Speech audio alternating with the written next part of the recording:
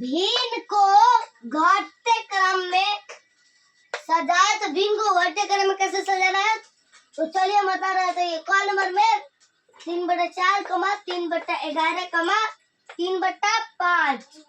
यहाँ पर 3 को 4 जगह बांटा गया है तो यानी सबसे बड़ा ये हो गया। अब ये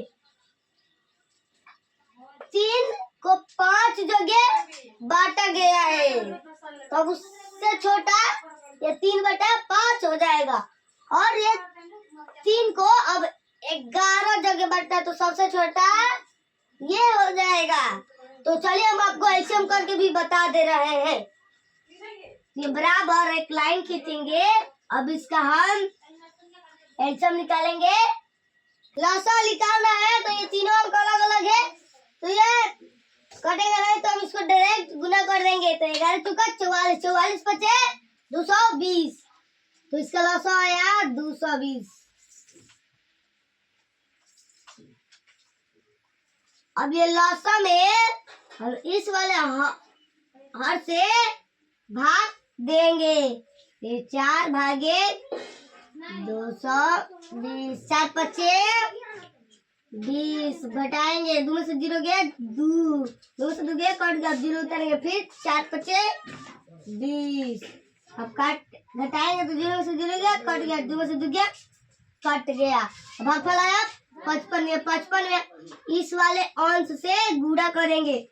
ये 55 गुणे 3 बराबर 165।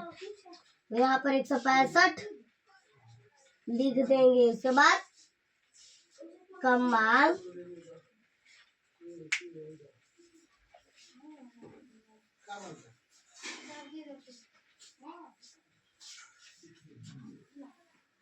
फिर लसा में अब इस वाले हर से भाग देंगे। तो ये 11 भागे 220 11 दूना 22 घटाएंगे 2 से 2 गया कट गया 2 से 2 गया कट गया 0 उतारेंगे। अब 0 उतारते हैं तो यहाँ पर भी एक शून्य डाल देते हैं तो भागफल आया 20। अब ये 20 में इस वाले अंश से गुणा करेंगे तो 20 गुणे 3 बराबर 20 60। अब तो यहाँ पर 60 लिखेंगे कम्मा।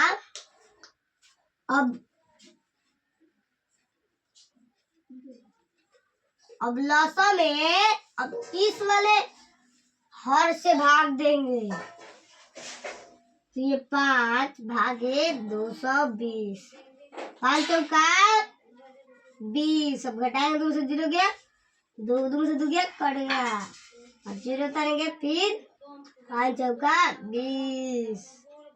अभी घटाएंगे तो 0 से 0 गया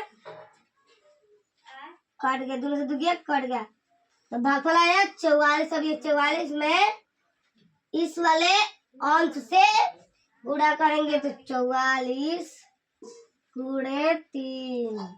अब ये 4 के 12 12 के 1 और फिर 4 के 12 1 13 आया 132। अब यहाँ पर लिखेंगे।